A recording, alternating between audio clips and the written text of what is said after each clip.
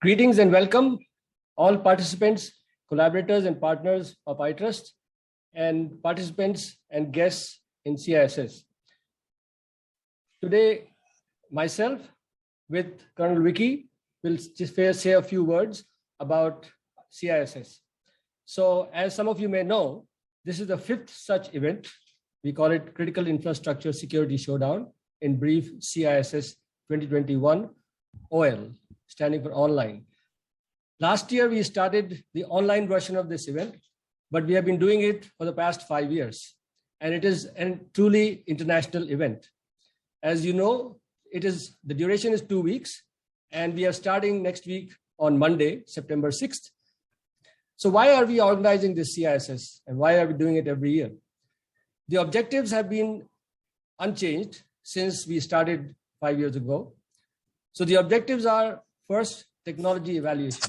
So iTrust develops technologies for creating safe or secure critical infrastructure, including water treatment plant, power generation systems, oil and gas systems, and so on. These technologies must be evaluated in a realistic environment. And iTrust provides these realistic environments. These are some of the best test beds anywhere in the world that we use for evaluating the technology as part of the CISS events. The other objective is to train various people to defend critical infrastructure against cyber attacks. And finally, understanding the tactics, techniques, and procedures. And we write reports at the end of CISS where we combine all the knowledge that we have gained and put it in one report for the entire CISS. Now, this year, there are a few special things that are happening. So first of all, this year, we are partnering very closely with the Ministry of Defense Singapore in the organization of this event. Secondly, this year we have 4 target systems for launching attacks and for defending against attacks. These 4 systems include 2 water treatment systems and 2 water distribution systems. All the 4 systems have been developed in Singapore by our own researchers and research staff, as well as the vendors in Singapore. These systems are supported in addition by something called a Zycron Cyber City, which is also developed here in iTrust, that provides a simulated internet, and all the attackers and the defenders come to these target systems via Zycron. The organizing team for this event consists of quite a number of people that include our plant engineers who manage all the test beds, the various software engineers who form our research staff, and the hardware specialists that are drawn from iTrust and from the Ministry of Defense Singapore. So all the best. And I will now invite Colonel Vicky to say a few words.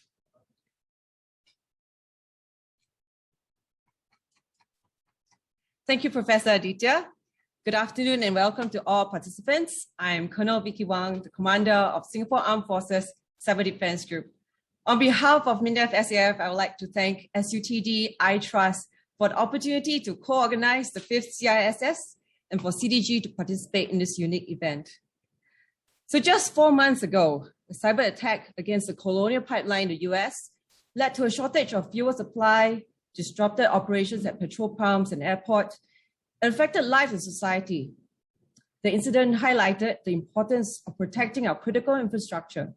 Our gas pipelines, our power grids, water pipelines, and telco networks are all required to run 24/7 operations, and they need to be safe from cyber attacks. In many ways, critical infrastructure has become even more vulnerable in recent years as they have evolved in tandem with technology. And this includes, for example, the convergence of information technology and operational technology. For example, the adoption of devices in the industrial Internet of Things and the deprecation of manual backup systems over the years. What this means is that OT systems can be disrupted by cyber attacks that first target IT systems. And this is what we have seen in Colonial Pipeline incident, where we have the IT attack that's led the company to totally shut down all the operations so that they don't risk the spread of the attack to the OT and threatening safety. The attack surface for modern day critical infrastructure has widened, and it is clear that a mature security posture must include security solutions for both IT and OT. So MINDEF SDF recognizes the persistent threat that cyber attacks pose to critical infrastructure and the importance of developing deep IT, OT, cyber defense expertise to safeguard ourselves. This is why cyber defense exercises like the CISS will serve as a valuable platform to enable organizations to strengthen our cyber defense competencies, better understand how new attack vectors have evolved, and we can develop defenses against them. So on this note, I'm pleased to highlight that this year, we have included our key partners who are responsible for the regulation, protection of our key critical infrastructure. In the second week of CISS, we have 13 key agencies from the water, power, telecommunications industries. We all come together to jointly defend the exercise network and I trust. This will allow us to collectively hone our skills, share our operational experience, and pave the way for greater collaboration going forward. This evolution of CISS has only been possible under the able leadership of iTrust Center Director, Professor Aditya, and his deputy, Mr. Ivan Lee. Thank you very much, iTrust. We're looking forward to see the teams in action, and I wish everyone an exciting and fulfilling competition ahead. Thank you. Thank you, Colonel Vicky. We will now take you through a brief tour of the test beds in iTrust that will be used during CISS. So please stay with us for just a few more minutes. I think in less than 10 minutes, the tour will be over. Thank you very much, and we look forward to involving you in this exercise. Bye-bye.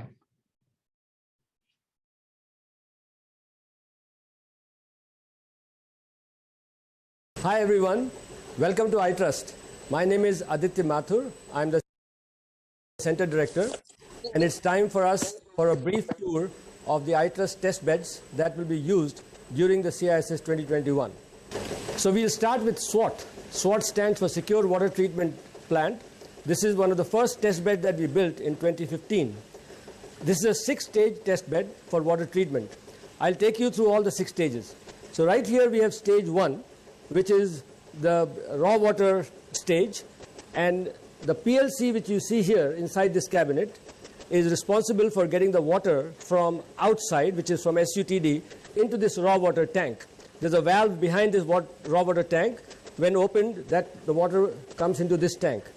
So that is one of the goals of PLC1, to make sure that this tank is always full, or at least water is available in this tank for filtration. So water flows from stage 1 to stage 3 via stage 2. What you see here are 3 tanks. This is tank 201. It has NaCl. Then this is a tank which has HCl. And this is the tank that is NaOCl. And you can see the orange colored pumps for dosing these chemicals into water. The PLC here, which is the second stage PLC, is responsible for controlling these pumps. And it does so with the help of the 3 chemical parameters, which are pH, conductivity, and ORP. Once these parameters are set, the water is of course flowing to stage 3, where it is ready for filtration. We are now in stage 3. The PLC in stage 3 is responsible for managing ultrafiltration.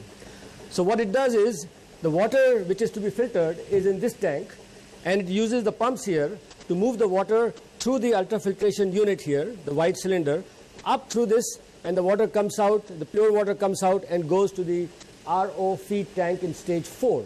So this is the ultrafiltration unit, the white cylinder, and the water goes from bottom and comes out at the top, from where it goes to the tank, which is the RO feed tank. There's a pump here which is used to move the water from the UF feed tank outside to the RO feed tank. There is also a differential pressure indicator, which indicates the pressure drop across the ultrafiltration unit. If the pressure drop is beyond the threshold, then a backwash process is started to clean the ultrafiltration unit, where the small particles in water are stuck, and that's what causes the pressure drop to increase. We are now in stage 4.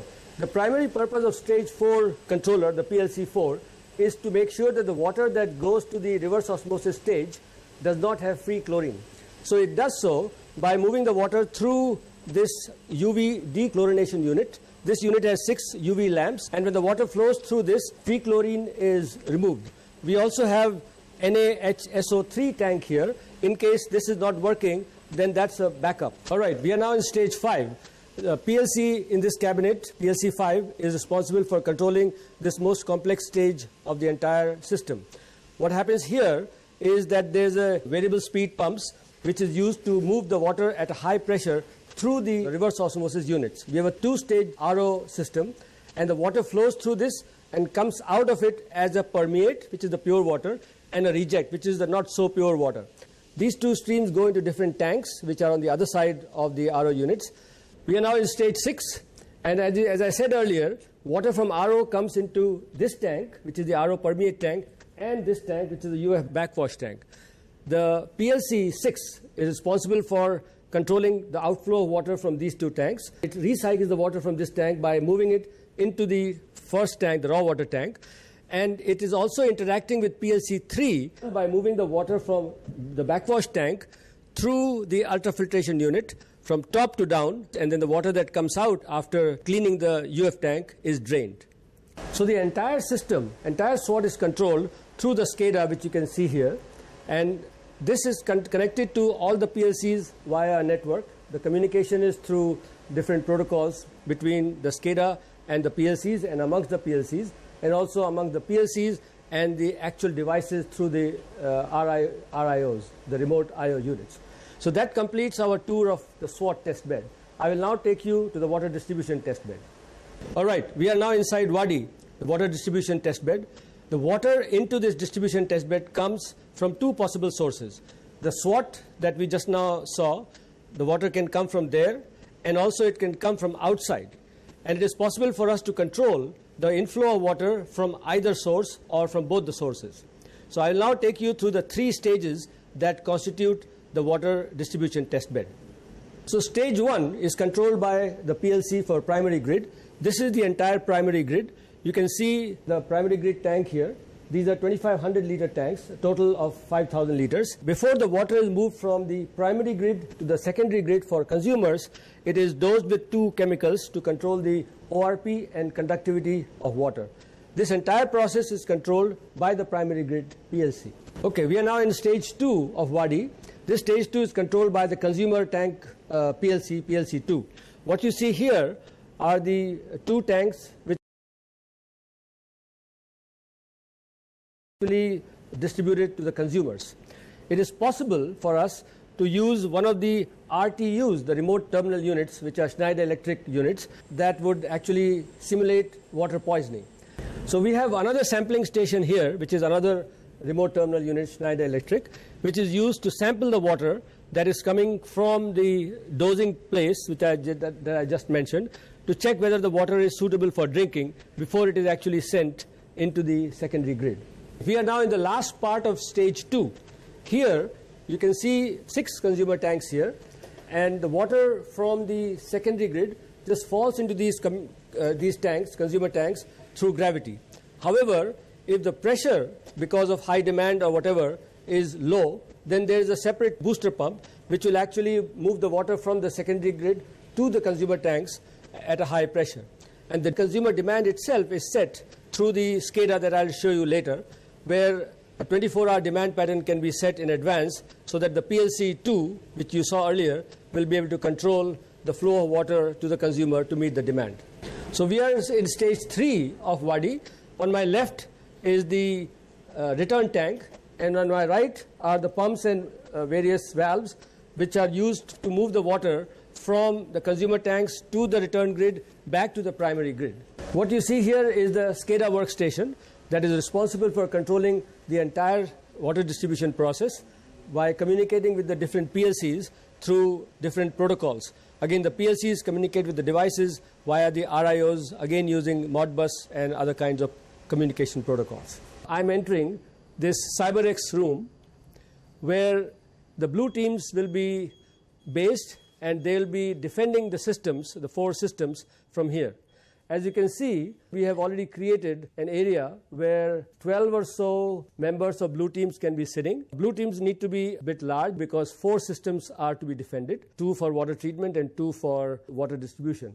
So let's see what's here. So these are systems where the blue team members will be able to look at the data that is coming from all the 4 plants. If they are able to access through the internet, they could access HMI also. Then in that case, they'll be able to see the HMIs right here. Also, we have, if you can see right there, toward the end in the center, we have 4 screens above the iMac. And those screens will be showing the HMIs of all the 4 plants, the 2 plants for water treatment and 2 for water distribution. And then on the other side, of course, we have just a few posters that talk about the architecture of the entire system.